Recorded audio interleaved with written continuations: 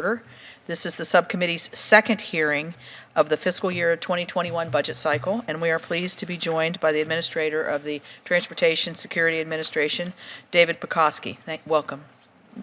Administrator Pekoski was confirmed by the Senate as the 7th TSA Administrator in August of 2017.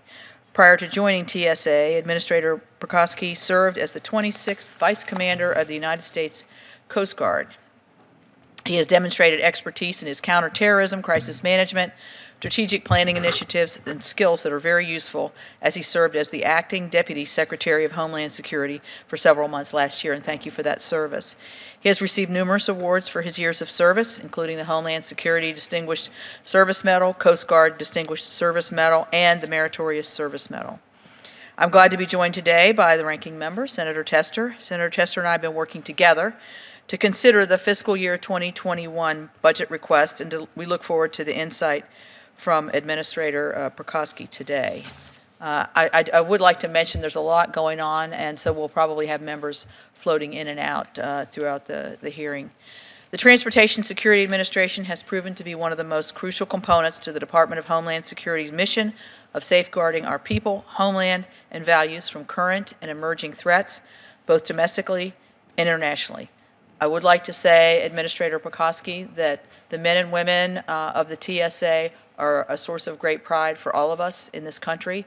They work to keep us safe at our airports under stressful conditions when lines develop, to try to ease that anxiety that comes along sometimes with the traveler, but also realizing, and I'm going to mention this as well, with the onset of a different type of duty with the coronavirus issues, we certainly appreciate those that are helping to try to contain and also find innovative ways to meet that challenge.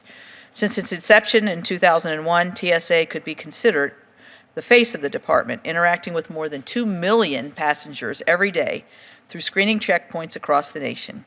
There's probably no component of the agency that I interact with more as I fly back and forth from West Virginia. And I want to thank my TSA West Virginia folks. They always greet me with a smile. No matter if it is I'm grouchy and it's 5 o'clock in the morning. As passenger volume continues to increase each morning, with TSA breaking records for passengers screened that were just set the previous year, we want to ensure that you have the proper resources to sustain your current operational capacity. As more passengers are flying, TSA continually faces new challenges, including keeping their workforce and the traveling public safe in the face of the coronavirus. We will learn more about what TSA is doing to meet that challenge today. The budget again proposes to increase the passenger fee to generate $618 million in revenue for TSA, a proposal that was rejected by Congress in our 7 previous budget requests. The assumption that Congress would reverse its previous decisions and accept the fee increase proposal without proper authorization from the appropriate House and Senate committee undermines congressional intent. The assumption also presents a budget request that is not founded in reality, but it creates a $618 million hole that we have the responsibility to fill. Additionally, the budget request eliminates the law enforcement officer reimbursement program. It's important for particularly our more rural airports that have revenue challenges, and staffing at exit lanes. These two have been proposed in previous budget requests and subsequently rejected by the Congress.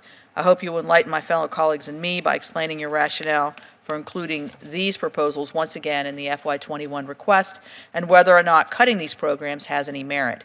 I have heard from several West Virginia airports, as I mentioned, in particular about the law enforcement officer reimbursement program. Of particular note, the budget request significantly reduces the procurement of computer CT machines, computed tomography machines, by 90% from what we funded in 2020. And when I went out and visited, you showed me the technology. This committee has been told that these machines are vital in guaranteeing our aviation security, and your proposal to slash the procurement of these machines is one we will need to discuss as well. I'm encouraged by the budget's request to reform the pay scale incentives for the hardworking men and women of the organization, but I'm concerned with the budget's suggestion to delay hiring in the coming fiscal year as a mechanism to cut costs. I've been enlightened by my discussions with TSA leadership about your workforce challenges and opportunities. As we approach a predicted record-breaking year of passenger volume, I want to make sure that this budget proposal will not hinder TSA's operational capacity at our nation's airports. I look forward to hearing more about how you ensure efficiency while maintaining your security posture.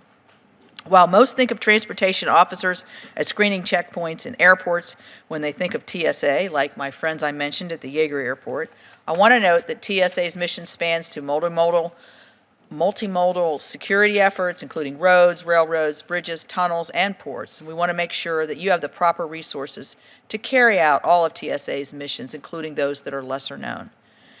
I am very concerned, and we just spoke about, the looming deadline for the Real ID compliance. On October 1 of this year, a mere 8 months from now, all adult passengers must present a Real ID compliant driver's license in order to pass through, or I guess you can also present a passport, to pass through TSA checkpoint with some noted exceptions. Yet, as of right now, only 1/3 of all licenses in use are Real ID compliant.